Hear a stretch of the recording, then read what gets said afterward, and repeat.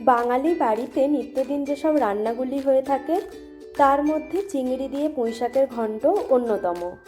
বাংলা থেকে বহু কিলোমিটার দূরে থেকেও আজকে আমার রান্নাঘরে সেই জনপ্রিয় পদটি। চিংড়িটা খুব ভালো করে ধুয়ে তার মধ্যে নুন আর হলুদ গুঁড়ো মাখিয়ে নেব।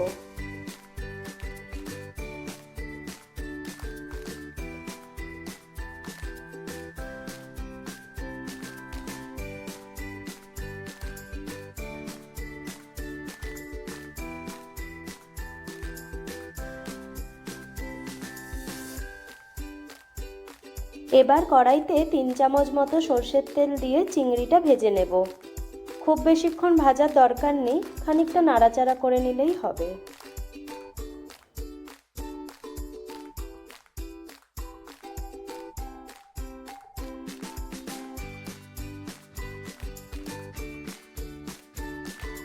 চিংড়িটা ভাজা হয়ে গেছে, এবার চিংড়িটা একটা বাটিতে তুলে নেব।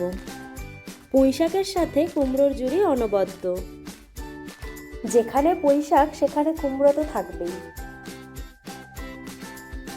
এবার ওই একই তেলের মধ্যে ডুমো করে কেটে রাখা কুমড়ো, আলু আর পুঁইশাকের ডাঁটা দিয়ে ভালো করে ভেজে নেব।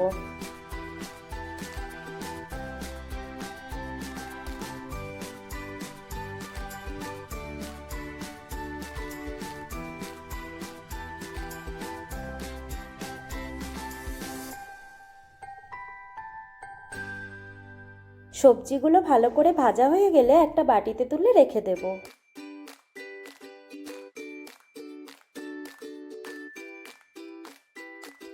এবার কড়াইতে 1 টেবিল স্পুন মতো সর্ষের তেল নিয়ে তার মধ্যে 5 ফোড়ন আর একটা গোটা শুকনো লঙ্কা দিয়ে একটু নাড়াচাড়া করে কুচিয়ে রাখা পেঁয়াজটা দিয়ে দেব।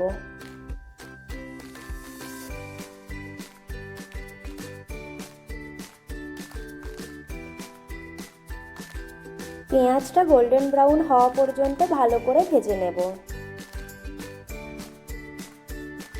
এবারে এর মধ্যে কুচিয়ে রাখা পুঁইশাকের পাতাগুলো দিয়ে খুব ভালো করে নাড়াচাড়া করে নেব।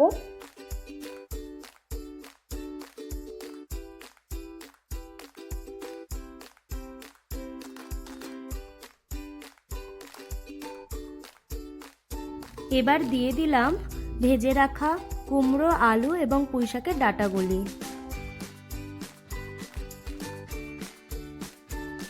এবার একে একে দিয়ে দেব পরিমাণ মতো নুন, 1/2 চামচ হলুদ গুঁড়ো, 1 চামচ লঙ্কা গুঁড়ো এবং 1 চামচ জিরে গুঁড়ো। মশলাগুলোকে খুব ভালো করে কষিয়ে নেব।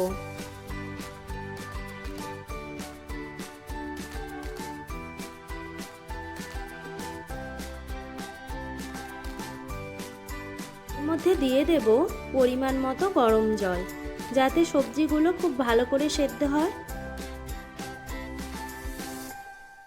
ঢাকা দিয়ে প্রায় 10 থেকে 15 মিনিট মতো লো ফ্লেমে এটাকে সিদ্ধ হতে দেব।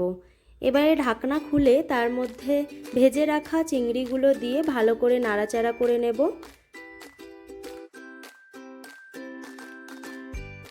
চিংড়িটা দেওয়ার পর আরেকটু ঢাকা দিয়ে প্রায় 2 থেকে 3 মিনিট মতো লো ফ্লেমে রেখে দেব।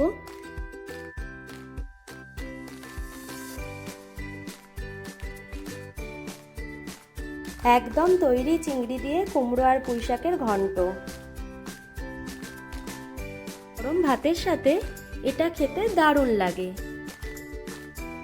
তোমরাও রেসিপিটা ট্রাই করো আর অবশ্যই কমেন্টে জানিও কেমন লাগলো। রেসিপিটা ভালো লাগলে অবশ্যই লাইক, কমেন্ট আর শেয়ার করে দিও। সাবস্ক্রাইব করতে ভুলো না কিন্তু।